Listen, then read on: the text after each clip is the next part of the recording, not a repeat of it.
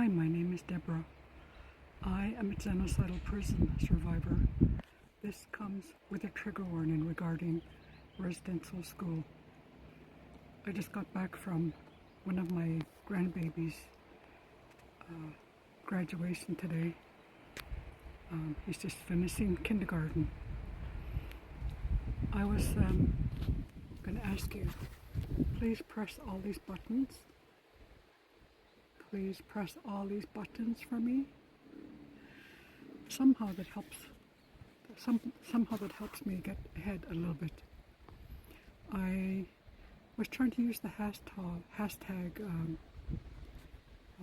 pay off my debts something Canada, but when I'm watching other videos it seems to have a different meaning, and what I thought it was for Canadian creators to kind of try and get a larger mass, a lot more followers, family, but it seems to have a different meaning than that. If someone can let me know if there's two different parts that are stop my debt to Canada or something like that.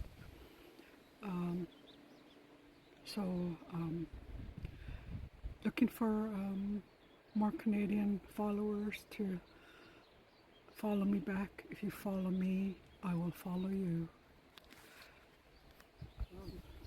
It's been such a beautiful day today, and while I was watching my grandson and his graduation, I wanted to let him see my presence there, so I waited for him to notice me, and when he was able to, he came up and gave me a hug, and I told him that he was doing very good. I said, "You're doing very good, I'm very proud of you," and he smiled. It was an amazing day. I was going to lend him this hat, my cedar hat, but he didn't need it. And while I was there, I was thinking about my own grandparents and how much I missed them when I was stolen from my family. And looking out the window on the bus, traveling from the high school to the residential school, sometimes in the winter time, I'd be looking out the window and I'd see all the pretty trees, all the nice decorated houses, and I would think to myself, someday I'm going to have that. Someday I'm going to have a safe home. And that's what I always strive for, is to be safety for my grandchildren, for my nephews and nieces, my cousins, and just remembering my grandparents.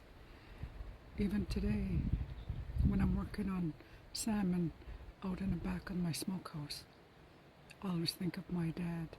My dad was very quiet and a gentleman, and he was always friendly toward everybody. I never heard him say a harsh word about anybody, and if he was asked to go somewhere, he always went early, and he always worked hard. And that's what I told myself, that's the way I want to be. I want to be like my dad, very helpful and hardworking, and remembering my grandfather, Matthias. I remember going down the beach and watching him work on cedar canoes.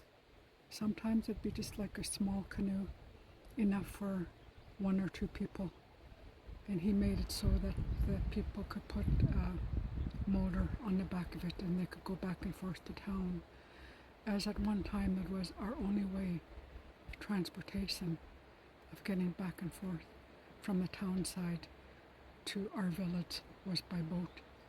I remember many a boat ride. I remember getting soaking wet sometimes.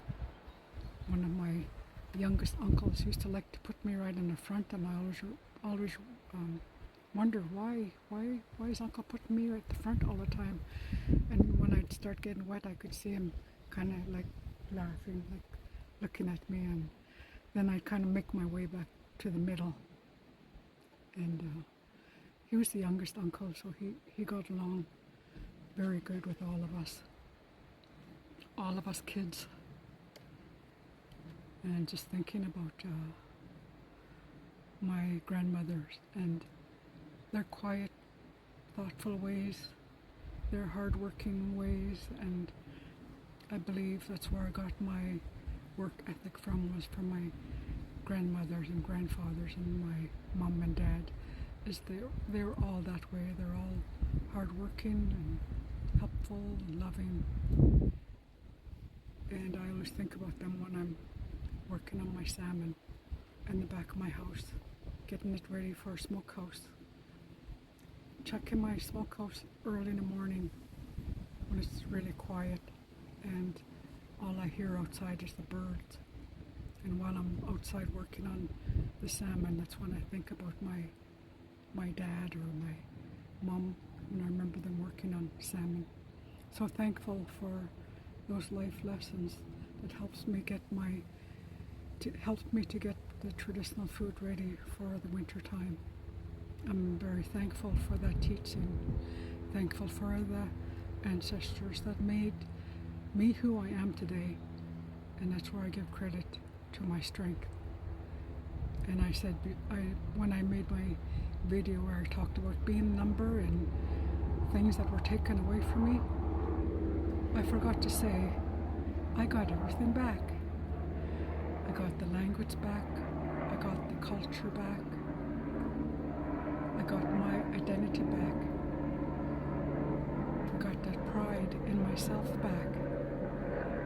So I am whole again. I'm hoping in some way that my stories do help someone. I hope you have a good weekend. I'm going to be working on my book this weekend, so I won't be making any videos this weekend as I have to get moving on my book. So take care of my family. Welcome new followers. Don't forget to follow me back. That's very important. I appreciate your messages and I appreciate you. Ixguelas means take care. When I touch my heart, that means I love you. Ixguelas family.